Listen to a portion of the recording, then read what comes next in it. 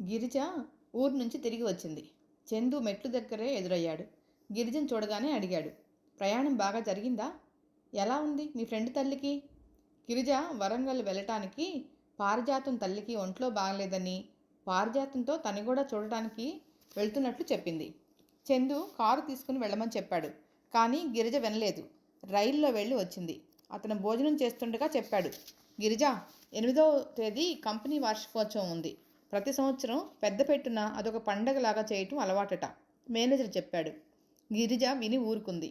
ఈసారి నా ఆధ్వర్యంలో మొదటిసారి కాబట్టి ఇంకా ఘనంగా జరగాలని చెప్పాను. గిరిజ మాట్లాడలేదు. మౌనంగా ఉండిపోయింది.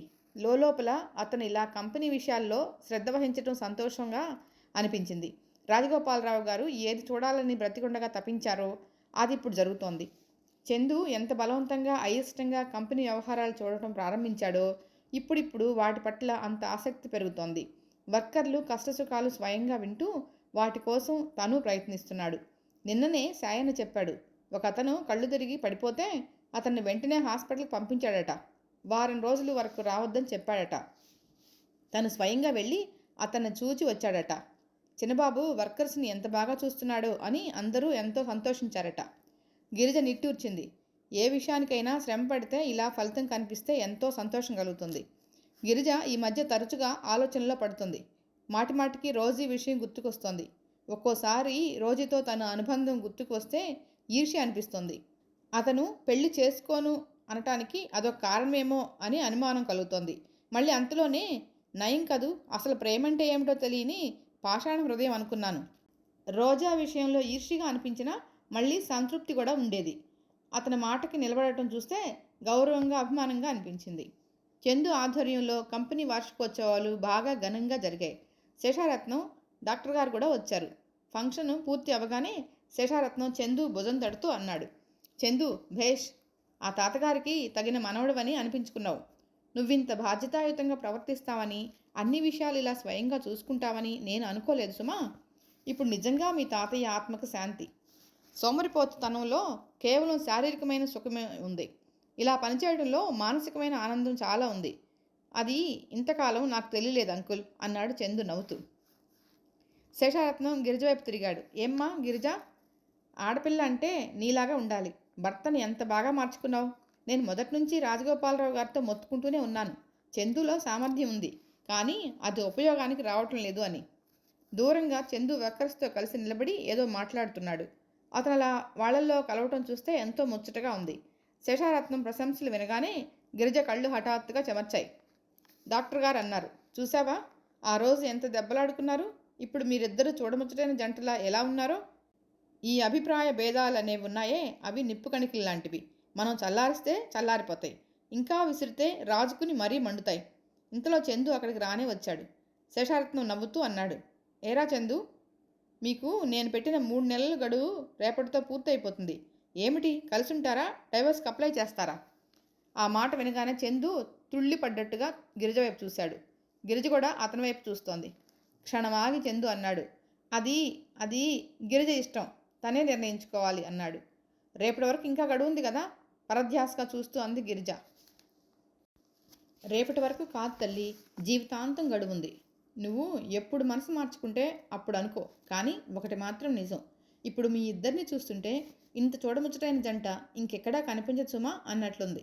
మీ ఇద్దరు అలా అన్యోన్యంగా ఒకరికొకరు ప్రతి విషయానికి సంప్రదించుకుంటూ ఉంటే మాకు చాలా హాయిగా ఉంది.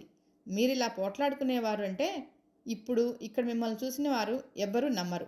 గిరిజ చూపులు క్రిందకు వాలినాయి. Thank you uncle. చందు శేషారత్నాన్ని డాక్టర్ గారిని చేయిపెట్టి ఊపాడు. మీ అండ లేకపోతే నేను మాత్రం ఏ పని చేయలేకపోయేవాడిని. మాలాంటి చిన్నవాళ్ళు ఎవరైనా బాధ్యత లేకుండా ప్రవర్తిస్తే స్నేహపూర్వకంగా చక్కదిద్దేటందుకు మీలాంటి పెద్దవారు కూడా ఉండాలి అన్నాడు. నేనేం చేశానురా, నాదేముంది? అలా అనకండి. మీరు నన్ను బలవంతంగా ఈ షరతులకి ఒప్పించకపోయినట్లయితే నేను ఇలా మారేవాడినే కాదు. మొదట ఇంట్లో తోచక ఈ కంపెనీకి వచ్చి కూర్చునేవాడిని.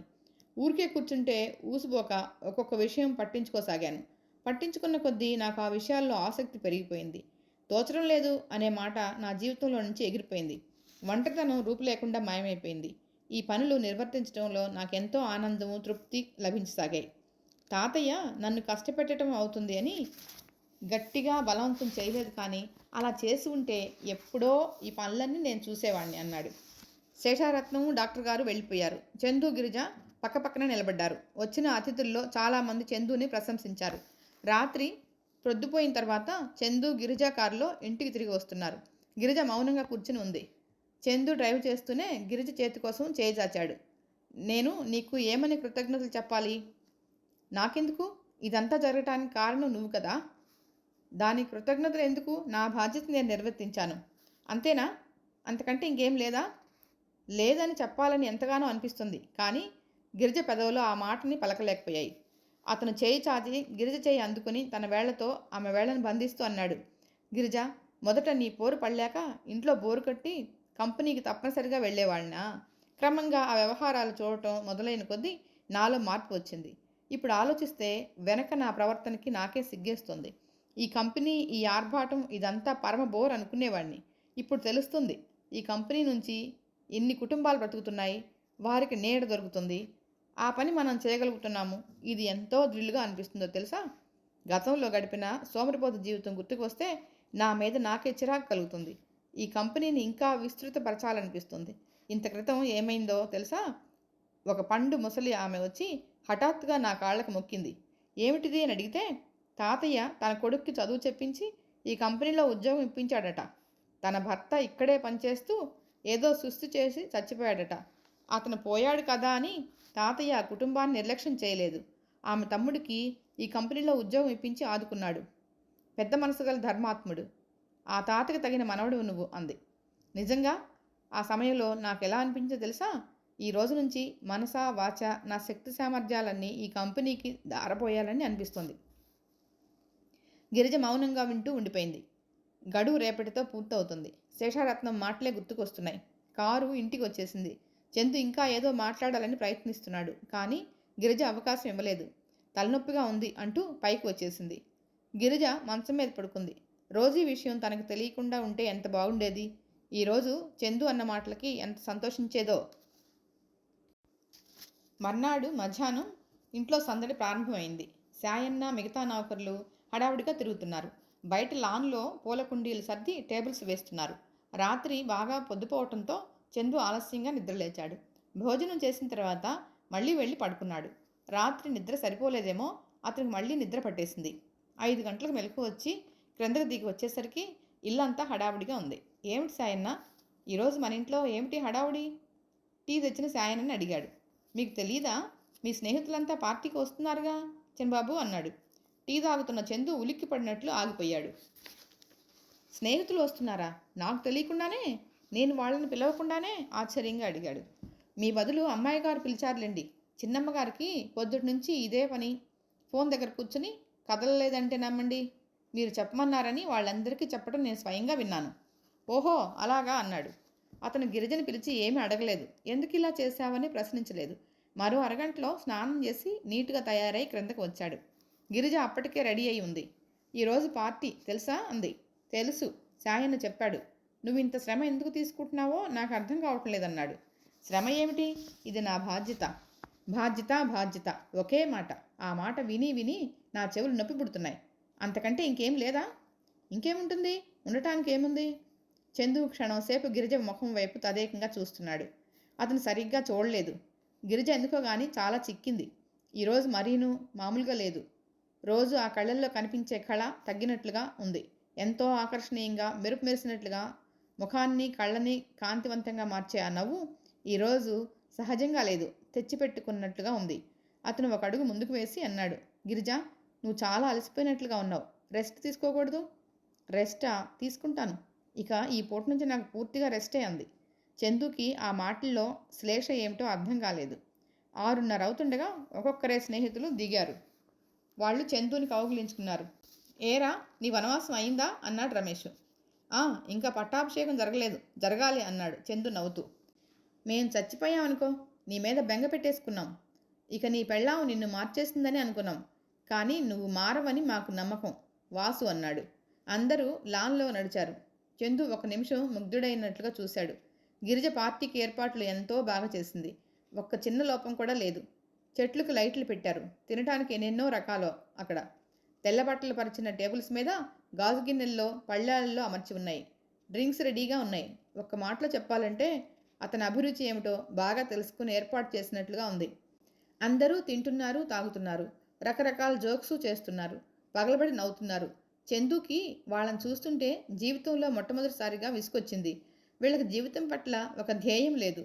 శ్రమ పడాలనే కోరిక లేదు. సోమరిపోతుల్లా ఎవరి కష్టం మీదనో జీవితాలు తెల్లార్చుకోవాలని చూస్తారు. ఇన్నాళ్ళు తను కూడా ఇలా గడిపినవాడే. వీళ్ళల్లో చాలామందికి డబ్బు ఉంది. కానీ తల్లిదండ్రులు విసుకెత్తి ఇవ్వటం మానేశారు. వాళ్ళు ఆ అలవాట్లు మానుకోలేరు. అందుకే ఎప్పుడూ ఎవరినో ఒకరిని బురిడీ వేసి రోజులు గడిపేయాలని చూస్తారు. వీళ్ల వల్ల ఖర్చు పెరిగినట్లుగా పని మాత్రం జరగదు. 11 గంటలైంది. చందు పార్టీ ముగిసిందని గుడ్ నైట్ చెబుతుంటే అందరి ముఖాలు చూసుకున్నారు. చందు ఏమిటి ఇంత త్వరగా పార్టీ ముగిసిందని అనటం ఏమిటి? వీడు నిజంగానే మారిపోయాడు. ఇదివరకు పార్టీ అంటే తెల్లారిపోయేది. వీడు సరిగ్గా మొదలవకుండానే ఇక చాలు అంటున్నాడు. చందు మారిపోయాడ్రా అని ఒకరు, లేదురా డబ్బు ఆదాలో పడ్డాడు అని ఇంకొకరు, కాదురా భార్యామణి ఒద్దికిలో బ్రతుకుతున్నాడుగా, ఆవిడ గారి హూకం అమలుపరుస్తున్నాళ్లే అని ఇంకొకరు. ఈ మాత్రం దానికి పిలవటం దేనికి అని మరొకరు. ఇలా రకరకాల వ్యాఖ్యానాలు అతని ఎదుటే నిర్మోహమాటంగా చేశారు. చందు ఆగ్రహపడలేదు, ఆవేశపడలేదు. చిరునవ్వుతో ఊరుకున్నారు. అందరూ వెళ్ళిపోయారు. సాయన్న టేబులు ప్లేట్స్లు తీయించేస్తున్నాడు. చందు పైకి వచ్చాడు. గిరిజ అక్కడ వరండాలో నిలబడి ఉంది. గిరిజ, నువ్వు ఇంకా నిద్రపోలేదా? చందు అడిగాడు. లేదు, మీకోసం ఎదురు చూస్తున్నాను. అతని మనసులో ఒక్కసారి 1000 వీణలు మోగినట్లయింది. ఆ సమాధానంలో అతనికి 1000 తీపి అర్థాలు ప్రతిధ్వనించాయి. నిజంగానా? అస్పష్టంగా అన్నాడు. నిజంగానే. గిరిజ నడుం దగ్గర వేలాడుతున్న తాళం చెవులు గుత్తి తీసి అతనికి అందించింది. ఏమిటిది? ఈ రోజుతో శేషారత్నం గారు పెట్టిన గడువు పూర్తయింది. మనిద్దరము కలిసి ఉండటానికి అంగీకరించిన కాలము అయిపోయింది. అంటే? అతను అర్థం కానట్లు చూశాడు. నేను ఈ ఇంటి నుంచి వెళ్ళిపోతున్నాను. అందుకే మీ ఫ్రెండ్స్ని మీకు చెప్పకుండానే పార్టీకి పిలిచాను. వారికి మిమ్మల్ని అప్పచెప్పేశాను. మీకు ఇల్లు అప్పచెప్తున్నాను. చందు కోపం వచ్చేసింది. మా గొప్ప పని చేసావు. వెళ్ళటం ఉండటం అంతా నీ ఇష్టమేనా? వెళ్తోందట. ఇదేం చిన్నపిల్లల ఆట అనుకున్నావా? మాటిమాటికి వెళ్ళిపోతానని బెదిరించడానికి? నేనేం బెదిరించటం లేదు. బెదిరింపు కాకపోతే ఏంటి? స్నేహితులకి అప్పచెప్పిందట. మహా గొప్పగా చెప్తోంది. కానీ నేను ఇవాళ ఏం చేశానో తెలుసా? నా స్నేహితులతో తెగదెంపులు చేసుకుని వచ్చాను. గిరిజ ముఖం తిప్పుకుంది. చందు ఇంకా కోపంగా అంటున్నాడు. వెళ్తుందట. ఎక్కడికి? అప్పుడంటే మధుమూర్తి అండ చూసుకుని వెళ్ళావు. ఇప్పుడెక్కడికి వెళ్తావు? గిరిజ చుర్రుమన్నట్టు అతని వైపు తిరిగి చూసింది. మీరు దయ ఉంచి అతని పేరు ఎత్తకండి. అతనేమిటో మీకు చెప్పినా అర్థం కాదు. నేను ఒకరండ చూసుకుని ఎప్పుడూ ఎక్కడికి వెళ్ళలేదు. నా కాళ్ళ మీద నిలబడగలిగే శక్తి నాకుంది. గిరిజ తాళం చెవులు అక్కడున్న కుర్చీలో పడేసి వెళ్ళబోతుంటే అతను అరిచినట్లు అన్నాడు. ఆగు. వెళ్ళిపోవడం అంటే అంత నీ ఇష్టమేనా? నా ప్రసక్తి ఏం లేదా? గిరిజ ఆగింది. మౌనంగా నిలబడిందే తప్ప సమాధానం చెప్పలేదు. అతను 2 అడుగులు వేసి దగ్గరకు వచ్చాడు. హఠాత్తుగా అతని కంఠం గద్గదికంగా మారింది. గిరిజ, నీ బాధ ఏమిటో నాకు తెలుసు. నేను నిన్ను ఎక్కడ గాయపరిచానో కూడా నాకు బాగా అర్థమైంది. మన పెళ్ళైన మొదటి రాత్రి నువ్వు మర్చిపోలేనట్లే నేను కూడా మర్చిపోలేను గిరిజ. నేను మూర్ఖంగా ప్రవర్తించానని ఒప్పుకుంటున్నాను. ఎన్నాళ్ళ నుంచో నా ఈ మనసులో మాట చెప్పాలని నువ్వు నన్ను అర్థం చేసుకో. ఒక్కోసారి నీ మంచి మనసుతో నేను చేసిన తప్పుని సరిదిద్దుకునే అవకాశం నాకు ఇవ్వు. అతని కంఠంలో బాధ, ఆర్ధింపు గిరిజకి బాగానే అర్థమవుతున్నాయి. గిరిజ కళ్ళల్లో గిర్రు నీళ్లు తిరిగినాయి. బిగపట్టిన స్వరంతో అంది. మీరు కూడా నన్ను బాగా అర్థం చేసుకోండి. నాకు ఈ ఇల్లు మీ మనసులా అనిపిస్తుంది. నేను ఈ ఇంట్లో ఉండాలి అంటే మీ మనసులో ఉండటమే అనుకుంటున్నాను. కానీ నాకు మీ మనసులో చోటు లేదు. మీకు నేను భారీగా ఉండాలంటే మనసా వాచా ఉండాలి, ఒక బొమ్మలా కాదు. గిరిజ, అతనికి గిరిజ అన్న మాటలు సంతోషం కలిగించాయి. కానీ అర్థం కానట్లు కూడా ఉన్నాయి. నా మనసులో చోటు లేదని నువ్వెలా అనుకుంటున్నావు? ఒక్కసారి మీ గదిలోకి వెళ్ళి చూడండి, మీకే తెలుస్తుంది. అతను ఆశ్చర్యంగా ఒకసారి గిరిజ వైపు తన గది వైపు మార్చి చూశాడు.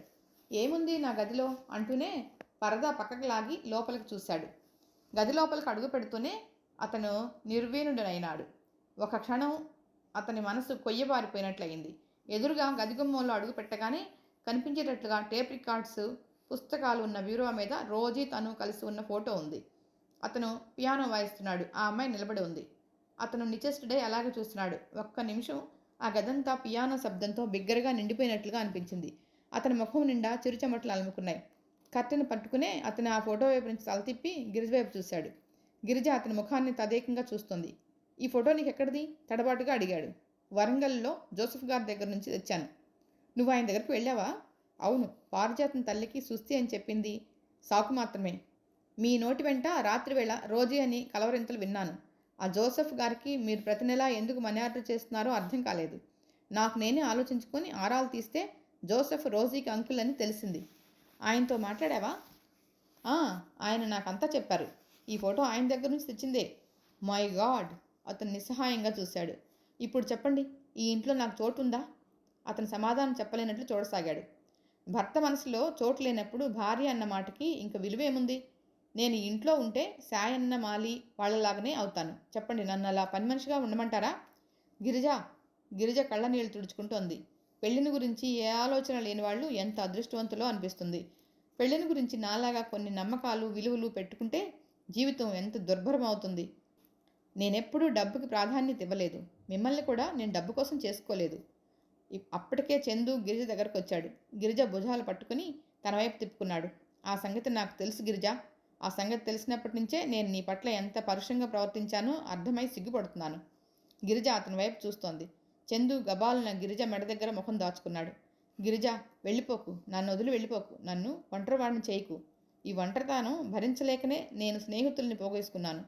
ఈ ఒంటరితనంతో వేగిపోతూనే గుర్ర పందాలని, పిక్నిక్లని, పార్టీలని, ఊళ్ళు తిరగటం అని ఎన్నో వ్యాపకాలు కల్పించుకున్నాను.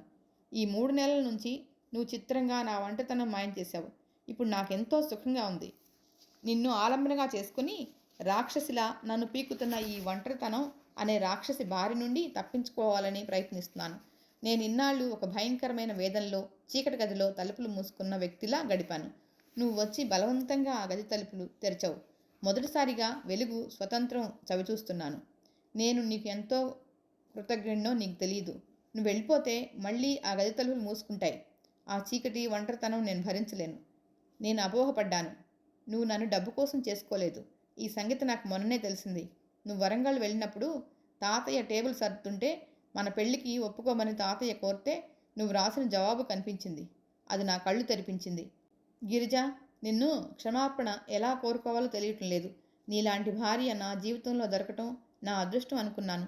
నీకు రోజీ గురించి అంతా చెప్పేయాలనే ఆ రోజునే నిశ్చయించుకున్నాను. అతను తలెత్తి గిరిజ వైపు చూశాడు. గిరిజ ముఖంలో దుఃఖం ఉప్పిల్లా గూడు కట్టుకుంటోంది. అప్పటికే గిరిజ కళ్ళ వెంట నీళ్లు వచ్చేస్తున్నాయి. పెదవి కొరుకుతూ ఆపుకోవడానికి విశ్వ ప్రయత్నం చేస్తుంది. ఆ క్షణంలో అతని కళ్ళకి గిరిజ చిన్నపిల్లల నిస్సహాయరాల్లా కనిపించింది. గిరిజ ముఖాన్ని అతని గుండెలకి అదుముకున్నాడు. డగ్గుతికతో అన్నాడు, మనిద్దరం అదంతా మర్చిపోయి కొత్త జీవితం ప్రారంభిస్తే ఎంత బాగుంటుంది కదూ? గిరిజ, ప్రేమించడం అంటే ఏమిటో తెలిసిన ఇద్దరు జీవితాలు కలిసిపోతే ఎంత అద్భుతంగా ఉంటుందో తెలుసా? ఇలారా, నేను నీకు రోజీ గురించి చెప్తాను. ఆ తర్వాత కూడా నువ్వు వెళ్ళిపోదలుచుకుంటే నిన్ను నేను ఆపను. నువ్వేమన్నావు? ఈ ఇల్లు నా మనసులా అనిపిస్తుందని కదా అన్నావు. బహుశా పెళ్ళయ్యి అత్తవారింటికి వచ్చే ప్రతి ఆడపిల్ల అలాగే అనుకుంటుందేమో. ఆ ఇంట్లో తన చోటు ఎక్కడో చూసుకోవడానికి ప్రయత్నిస్తుందేమో. గిరిజ, రా, నా మనసంతా తిరిగి చూడు. అదెంత శూన్యంగా, పాడుబడ్డట్టుగా ఉందో తెలుస్తుంది. ఆ ఇంటిని స్వంతంగా భావించి నివాసయోగ్యంగా చేసుకుంటావో లేక కాదని వదిలేసి వెళ్ళిపోతావో నువ్వే నిర్ణయించుకుందువు గాని. అతను గిరిజ భుజాలు పట్టుకుని చుట్టూ చేయి వేసి గది లోపలికి తీసుకువెళ్ళాడు.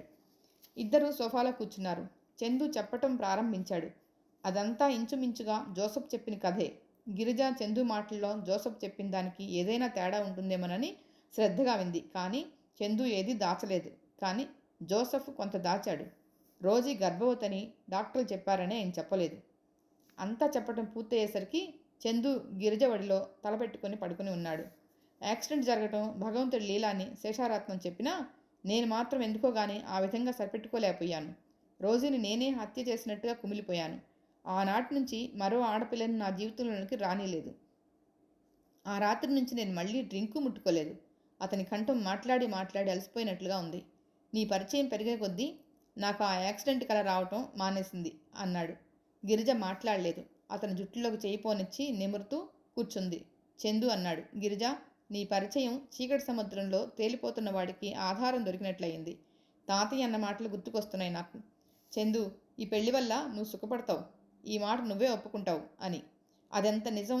నువ్వు మామూలు ఆడపిల్లలా ఉంటే నాకేమీ అనిపించేది కాదేమో. నీ స్నేహం ఆధారం చేసుకుని నిన్ను చూపెట్టుకుని నేను కంపెనీ వ్యవహారాలు చక్కబెట్టుకుంటున్నాను. నాకు అనిపిస్తుంది భార్య అంటే నీలాగా ఉండాలి. భర్త కనుసన్నల్లో మెలిగినంత మాత్రాన భార్య కాదు. భర్త డబ్బు తిన్న ప్రతి ఆడది భార్య కాదు.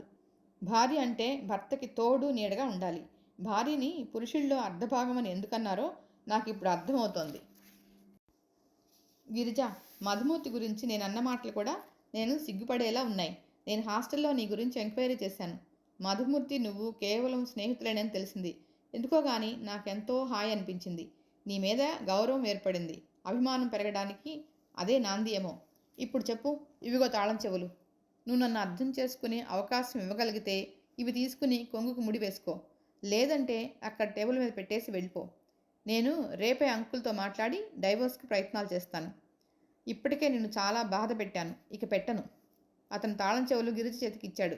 గిరిజ చాలాసేపు వాటి వైపు తదేకంగా చూసింది. చందు లేచి వెళ్ళి కిటికీ దగ్గర నిలబడి బయటకు చూస్తున్నాడు.